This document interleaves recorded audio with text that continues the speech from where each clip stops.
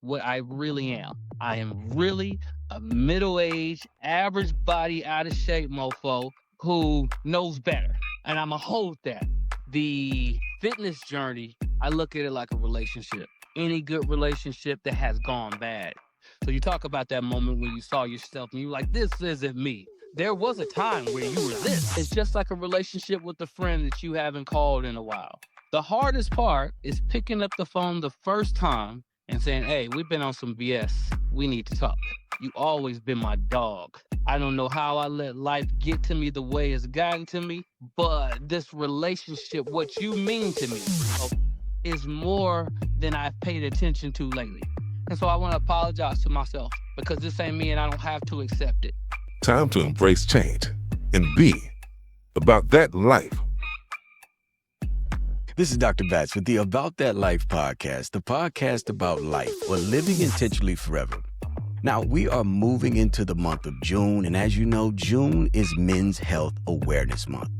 Now, it's a special month for me because it gives me an opportunity to reach out to a host of my friends who do cool stuff, great stuff that really empower, educate, and energize men to be their best version of themselves. Now, again, part of that is intentional living, hence the reason why I created the show, really to provide an outlet for resources of friends that help me out with issues, whether it's weight loss, improving what my diet is, getting more sleep, all the things that we talk about doing, but it's difficult for us to make the move and actually do. Well, today, I bring on someone who's not only a friend, but a brother in the best fraternity in the world, Kappa Alpha Psi Fraternity Incorporated. He is a brother of mine from the University of Kansas. And again, I could stop there just because of the greatness that he amassed there, but he is what we would like to call a savant, an expert, a genius in the space of marketing, and serves as a global design director for a major company. I'm not going to give out too much, but I want to introduce to some and present to others JR Roland. Now, you're saying, well, why are you bringing on, somebody in more? Just so you know, he has over 15 years of experience in bodybuilding. You know I got to bring in so far. Not only does he train men, he's trained over 20 women champions. He is a fitness enthusiast. JR, what's going on, brother? How you doing today? Hey, man, it is good to be here. I am glad to be here. Always good to link up with you, talk about fitness, talk about health. Let me start by saying, genius, that may have been a stretch. Look like that. But Dr. Batts has always had a flair for the dramatics. So if You you know call it. me a genius, that at the very least means I'm pretty smart, or at the very least, some level of expertise to where you recognize it. So I'm happy about that. But Hey, no, man, man, it's great. we all exist in these paradigms of genius, right? And the thing is, for me, I think everybody's got genius in them. It's just, can you tap into it? And I think that's a great place to really jump the show off, right? So what got you into the space of marketing and design and creativity? Because I knew you always had when we would have our conversation, but how did you get into that? Because I meet people all the time that want to do it, but really don't have that nudge to get into that space. How did you do it? Actually, it was one of those serendipitous mistakes or accidents or happenstances. I was born a designer, an artist. Whether it was fine art, I was sketching and dribbling, drawing all through church and painting and all those things. And then I think somewhere around junior year, this is going to date me a little bit, but my art teacher, Mr. Shu, shout out to Mr. Shu, rest in peace to a real one. But he had computers in the back of the room and he said, JR, they've just placed these computers and we really don't know what to do with them. And it had this program, it was like Corel Draw. And I literally went back there and designed some cheesy poster and I fell in love. And from that day on, I knew I was going to be the best movie poster designer in the world until I got my real job, where the CEO, the boss who I had the pleasure of working with day to day, said, you're not going to be nobody's starving artist. I'm going to teach you how to be a businessman. And so he Wow. pushed me into the web space.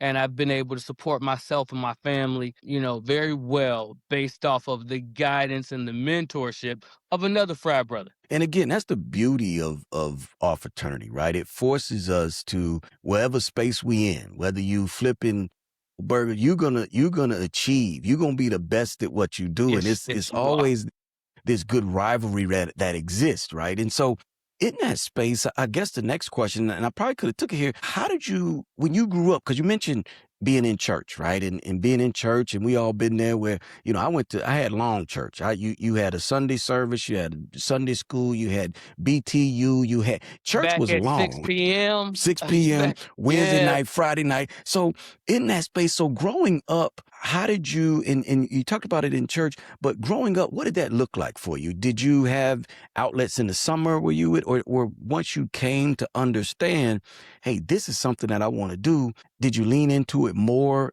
as you started to realize that was your, as I'm going to say, your zone of genius, so to speak? That's a great question. And so I feel like the reason why I'm very excited about this show is it has the opportunity to touch someone, even if it's one person, the way somebody did me.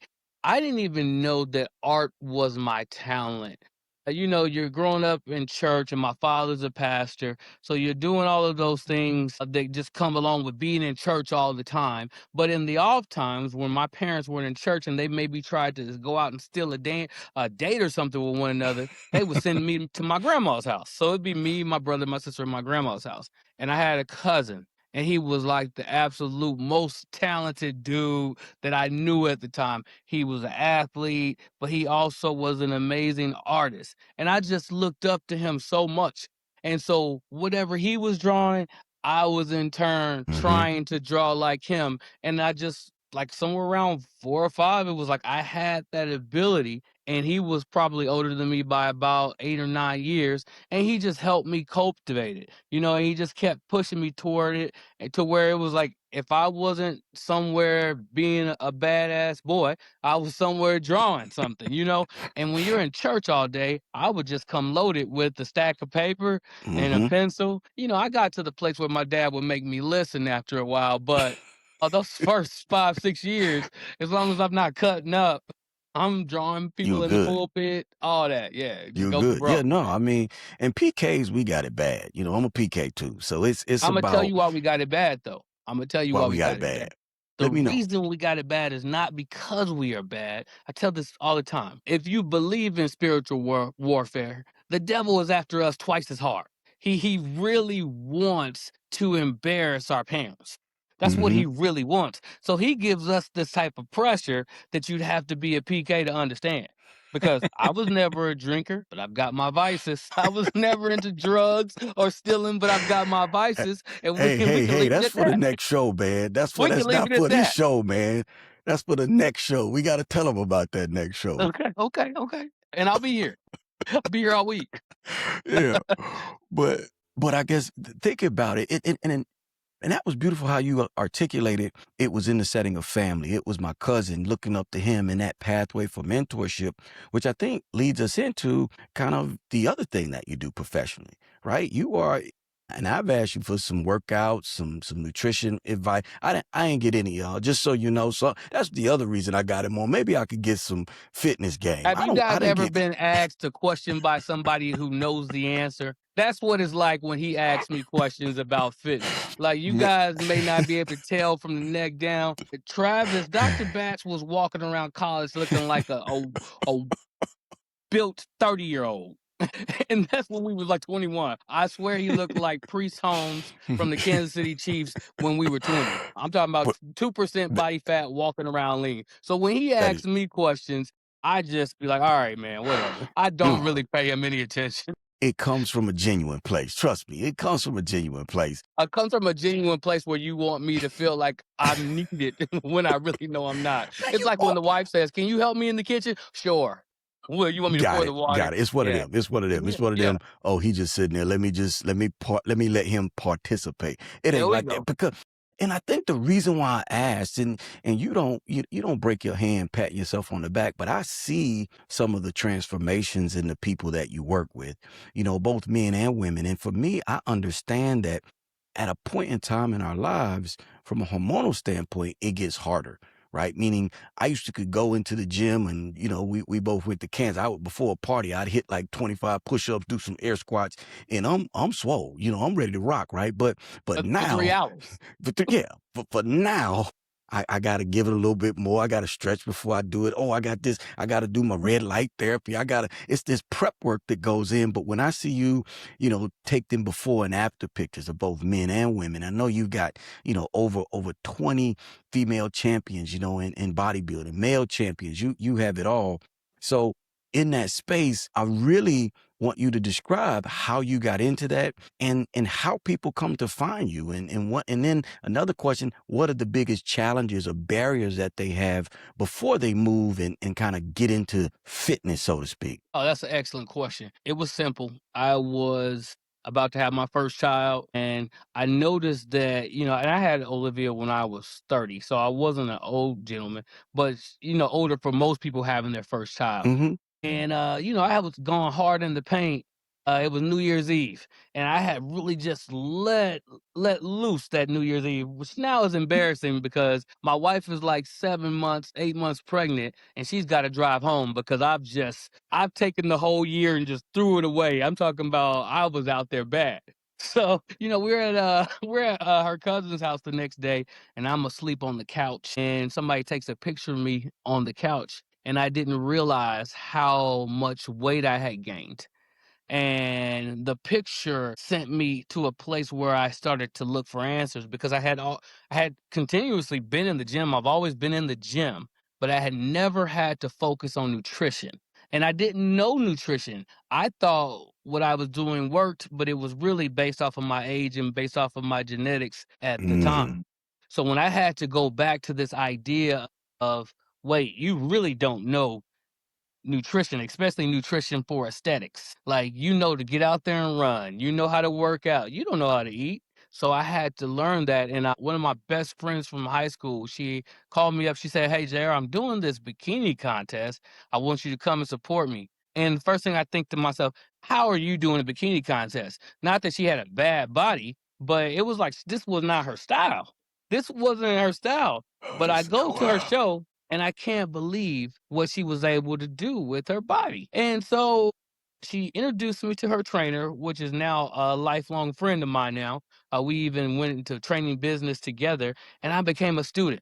I did my first show, and I just needed to know more and more and more. So I just fell in love with the art of bodybuilding for aesthetics, which turned into also the love for fitness. So when you ask me about my clients, most of my clients are not my bodybuilding clients.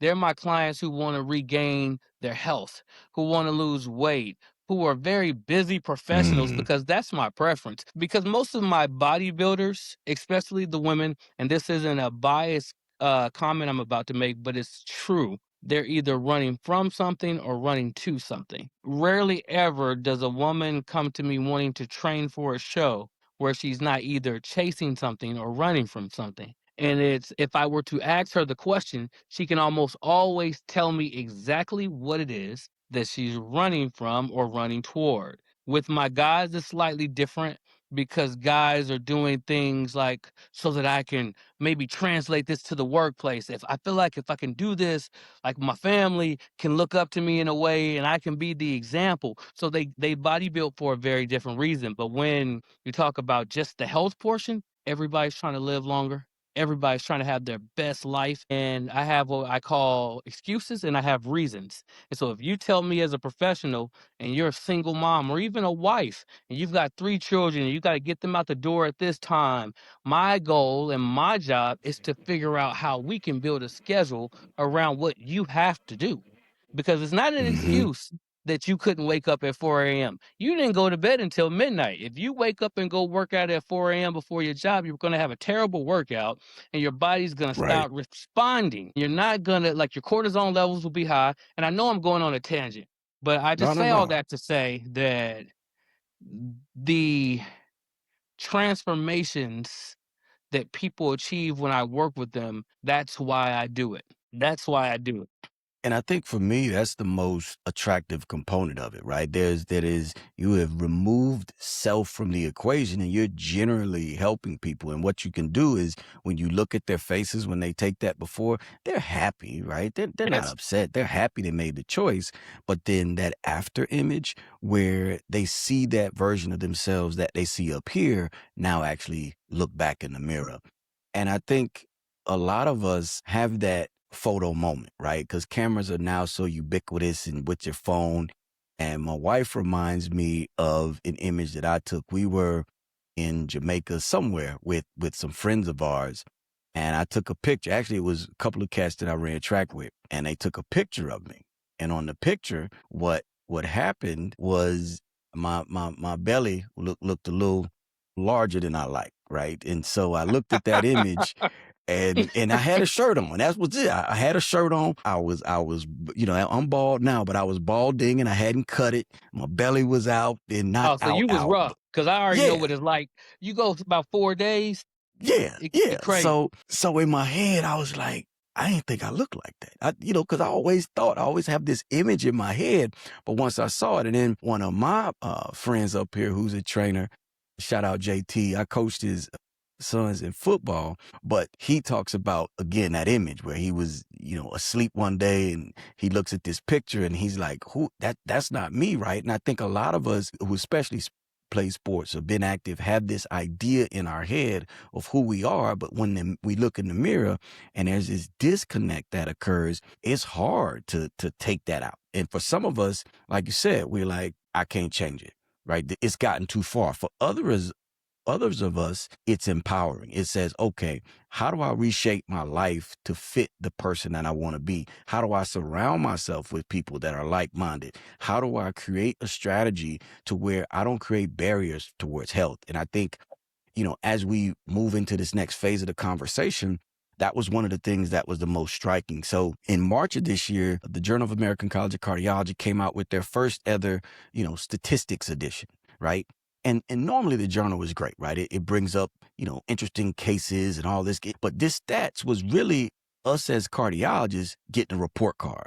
And for the longest time, we've been doing great, right? We've knocked down heart disease. We now can fix heart valves through a hole, about the size of a straw in your leg. We can close up holes in the heart. I mean, it's amazing, right? But our risk of having events kind of plateaued. And then what we started to see just before COVID in the late 2010s, kind of 2015, we started to see this trend of things going up. And it wasn't that we didn't have great medicines, we didn't have great therapies. It was that we didn't have an avenue or a pathway to improve people's lifestyle. We would talk about it, right? But 100th week, eat more fresh fruits and vegetables. A lot of them like, okay, what does that mean? Right? And not knowing, just like you said, they don't teach us nutrition in school. We learn the science of nutrition. I can tell you how many calories are burned from a protein, from a carbohydrate, and from a fat, but I can't tell you how to apply that science to improve your health. And so in that, there's this conundrum, there's this problem where people want to be that next version of themselves, but getting there, whether it be through nutrition, recovery, or fitness, they don't know how to do it. So how do you simplify that process for your clients? And how do you make it, and I'm just going to make it plain for them to start to walk in that next version of themselves? I love this question because the fitness journey, I look at it like a relationship. Any good relationship that has gone bad when you look at your life. So you talk about that moment when you saw yourself and you were like, this isn't me. There was a time where you were this. Mm-hmm. You're now this. It's just like a relationship with a friend that you haven't called in a while. The hardest part is picking up the phone the first time and saying, hey, we've been on some BS. We need to talk.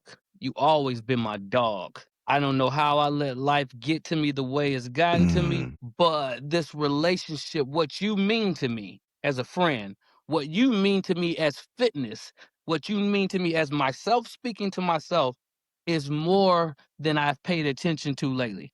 And so I want to apologize to myself because this ain't me and I don't have to accept it. But the first thing I'm going to do is I'm going to sit in what I really am. I am really a middle aged, average body, out of shape mofo who knows better. And I'm going to hold that because you have to hold it. You have to hold it. And that's why a lot of times it's like you need to take that picture with your shirt off in your undies. Yeah, this is what you've been walking around telling everybody you still that dude. You are not that dude. He's inside of you, but mm-mm, outwardly, you walking around like everybody else. And some of us absolutely have this standard in our head that we can connect with the outside. And it's a mm. challenge. It's a challenge. You feel that you're here?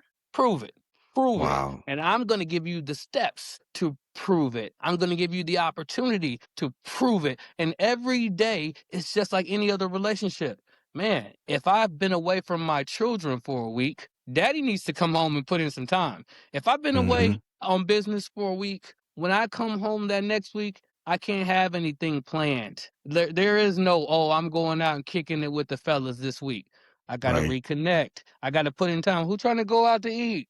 Who trying to go out on the little daddy daughter date? What's good? Because I've been away. And that's Right. the same way when you reintroduce yourself to your standards. I've been away for a while. So I got to commit to this gym. I got to commit to doing something every day until I build this familiarity up with myself to where myself starts to respond like, oh, yeah, we did used to be the best friends. I used to perform for you whenever you needed me to perform. If you woke up at 2 in the morning and decided to run from McCullum Hall to the Birds, that's some KU speak right there. You Yeah. could do it. You could do it. And I'm back. So that's kind of how I approach it. I approach it like a relationship that you need to reconnect. And I mean, I think that's one of the most important relationships you can have, if not the most, right? Other than your relationship with God and Christ, and but with yourself, right? Because I think it was interesting that you said the reason why women do it is either they're running to or from something, right? Whatever that is. But in many cases, it is the person within us who either we don't like or who we forgot, right? And so when we see that picture, we have that mirror moment. That's what I'm gonna say. That mirror moment where you gotta tell the mirror don't lie. The mirror ain't gonna say, you know what, maybe if you turn this way, you turning, but it's still there. You can Ain't that much hold in your black in the chest. world. You know what I'm saying? So the mirror can do some things, but at the end of the day, it's going to tell you the truth. And I think that's why we collaborated on this next project, right? Because, even though I love the podcast, I think from a standpoint of really kind of giving people the tools to hold them accountable and allowing them to interact with us. Now, are we experts? No, but we're going to give you our expert opinion on various things. And so as we move into this next space, we're going to talk about a new show, a new component of the show that's called Off the Cuff. And what Off the Cuff is, it's myself, JR, or One Bad Dad, however he wants to be referred to, but having a conversation with you all, right? The show's format is going to be open, right? So we don't know what we're going to get. It'll be a call-in show.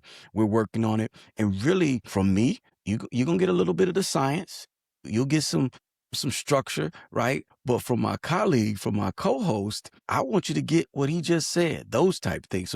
So tell them a little bit about what you're going to bring to the show and how we're going to frame it so that they could get both sides of the coin, so to speak. Oh, that's excellent. So I love this. And I love this opportunity because I feel like you need both. I feel like you need the correct way and then you need the other correct way.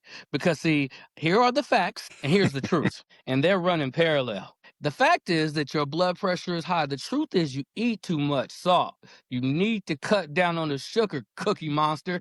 And sometimes they have to run like this concurrently. And if someone just tells you, oh, you got hypertension and you're like on the scale of obesity, yeah, that's the facts. The truth is you lazy and you've been talking from the couch way too long. And maybe you start looking at that plate and pushing back a little bit. Maybe you start showing a little bit of discipline when you would usually say, give me another slice of pie. And why am I speaking to you this way? Because I want to see you live. I Mm-hmm. do. In the depths of my heart, I want to see you live and thrive. As someone who has 3 daughters, it is so important to me that I extend my time here on this earth. And I'll be damned if I let a slice of pie and some fried chicken be the reason they carry me out of this mother any earlier than I have to. If I go, it won't be that way, Travis. I'm telling you right I got now. you.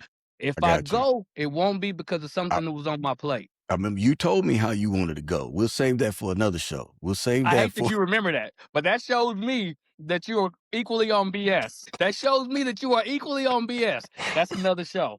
But I That's mean another that. show. But as you can see, this is and I love the fact that he brought up hypertension, right? Because Sunday was World Hypertension Day. And we call it a silent killer, but most people know your blood pressure is high, right? But because you don't feel bad at that moment, you wait.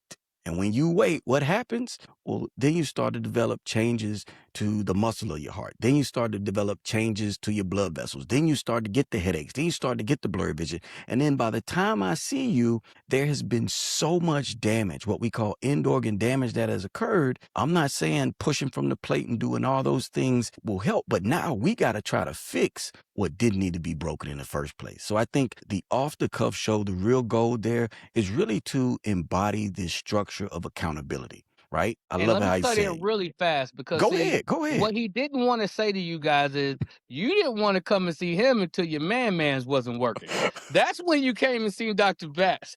I already know how y'all get down.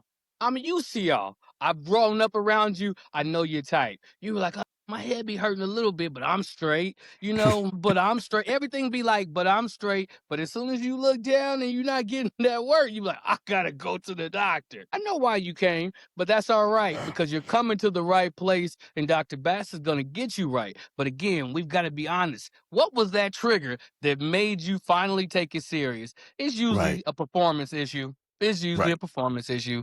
One way or the other performance, right? Whether you can't lift in the gym or for many individuals, it is performing in other capacities. But that's the Absolutely. beauty, And right? I'm I'm going to give you the facts. 47, He going to almost give you the truth. 48. I know what's on your mind. I know what's on your mind as I drink my water.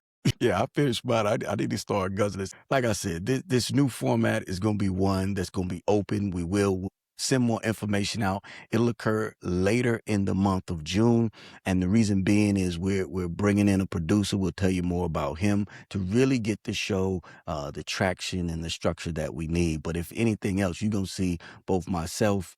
JR, we're gonna be having a great time, and we may bring on some guests, but right now we're gonna get used to the flow that we have because again, just this concept of the facts and the truth, I think is something that we all can take and really look in the mirror, right? What do you see? What is the truth, right? It's right there. What are the facts, right? Well, how do you frame that to not only change your fitness life, but how you show up for your family, how you show up for your friends, how you show up to make yourself that next version of yourself. So, right now I'm working through again a book called Atomic Habits, where it's not saying that there's any good or bad habit. It's just what you decide to do. But more importantly, before you start any habit, you have to decide who you say you are, right? As opposed to saying, I have to run, say, I'm a runner. And then your body starts to say, oh, we runners? Well, why ain't we running, right? It's those type things that have to occur. Well, JR, we got to get out of here. Is there anything you want to leave the people with before we close this show out and get ready for Off the Cuff? I'm very excited about Off the Cuff. I want to quickly say that I read The Atomic Habits probably about 2 years ago. Reinforced a lot of things that I was doing natural. I'm sure it's doing the same thing with you with the Atomic Habits. You probably have a lot of atomic habits that you didn't even know that you had already created because that's the only way to really achieve any level of success. But what I'm looking forward to is I'm looking forward to sharing with you guys what I know to work in certain areas. I'm also looking to learn. I'm here to not only participate from a give, but I'm also looking to learn. But more importantly, I just want to have a good time and let you guys know that we're all going through this same thing together. And we've got to be able to laugh about it. And we've got to be able to be honest about it. And once we can laugh and be honest about anything regarding our health, we can go and attack it in a way that's going to be beneficial to not only us, but all the people around us. Because again, like us being the men that we were made to be, starts with us taking care of ourselves so we can take care of everybody else. Brother, that was a wonderful closeout, man. My wonderful closeout. And again, like I say, I'm going to enjoy this journey we take together. And those 3 points, laughter, honesty, and accountability, I think are going to be central to everything we do moving forward. Thank you for joining me on this journey. Absolutely. I can't wait to do it again. Wonderful. Well, as I said, this is Dr. Batch with the About That Life podcast, and we are gearing up for an exciting series of events, kicking off the month of June with this men's health discussion. But again, it's not only for men. When we think about the goals of our discussion, laughter, honesty, and accountability, that's something that can impact us all. But when it comes down to what we want to do as we move forward and look at the different segments that the show will evolve into, is really balancing what's true and what's fact and finding that place in the middle. We want you to join us on this journey because we know that at the end of the day, you truly want to live intentionally forever. Thank you. We truly hope you enjoyed today's episode of the About That Life podcast. If you did, leave a comment, give it a like, subscribe, and share it with a friend. And certainly join us for our next episode of the About That Life podcast.